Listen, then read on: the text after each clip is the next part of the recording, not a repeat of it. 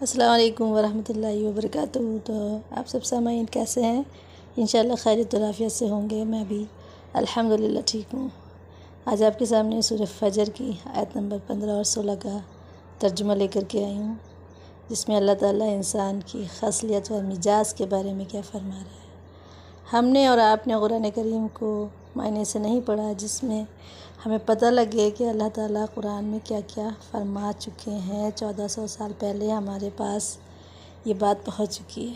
آئیے آج اس چھوٹی سی بات کو، جو ہماری زندگی کو شاید بدل دے، پڑھتے ہیں اور سمجھتے ہیں۔ قرآن میں اللہ تعالیٰ فرماتا ہے، انسان کا حال یہ ہے کہ جب اس کا رب اس کو آزماتا ہے اور اس کو عزت و نعمت نوازتا ہے تو کہنے لگتا ہے میرے رب نے مجھے بڑی عزت عطا فرمائی، اور جب اس کا رب اس کو ایک اور انداز سے آزماتا ہے اور اس کی روزی تنگ کر دیتا ہے تو کہنے لگتا ہے میرے رب نے مجھے ذلیل کر دیا۔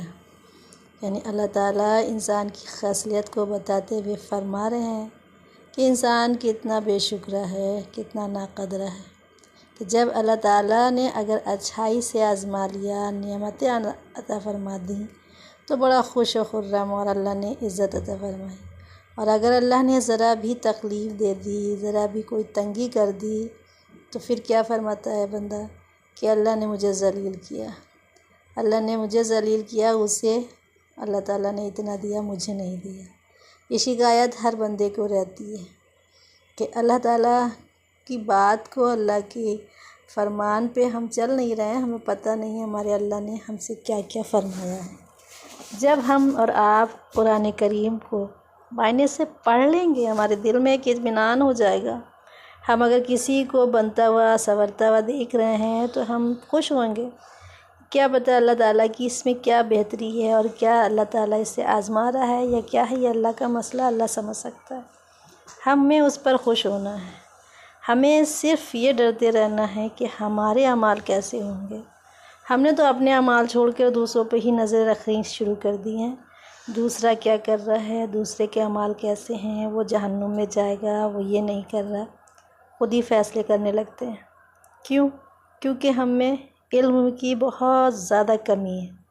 تو آئیے ہم اسی لیے کہتے ہیں کہ علم سیکھیے، علم سیکھیے، اور اگر آپ کسی چینل سے نہیں جڑ سکتے، آپ کے گھر میں، ہر گھر میں ایک بہت بڑی نعمت ہے قرآن کریم، اسے پڑھ لیجئے۔ آپ اردو میں نہیں پڑھ سکتے نا، آپ ہندی میں منگا لیجئے، جس کا معنی ہندی میں ہے، جو آپ سمجھ سکے۔ آپ کو ہندی بھی نہیں آتی، انگلش آتی ہے، آپ انگلش میں پڑھ لیجئے۔